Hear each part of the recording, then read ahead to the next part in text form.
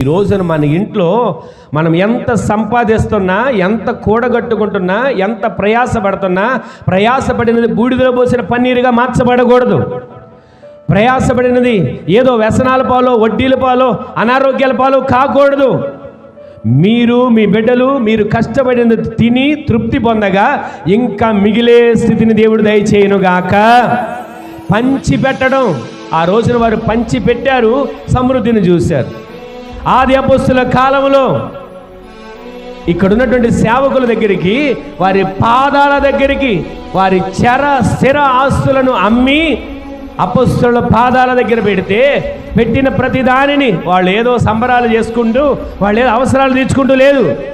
ఎవరెవరు వాని అక్కర కొలది, ఎవరెవరికి అవసరం ఉంది, ఎవరెవరికి ఏ రకమైనటువంటి పరిస్థితుల్లోనే తెలుసుకొని వారి అందరికీ పంచి పెట్టగా ఇంకను వారు ఏమి లేకుండా ఉంది, ఇక కొదువ అనేది లేదు. ఈ రోజున మన ఆత్మీయ జీవితంలో కొదువలు దేవుడు పూడ్చునుగాక.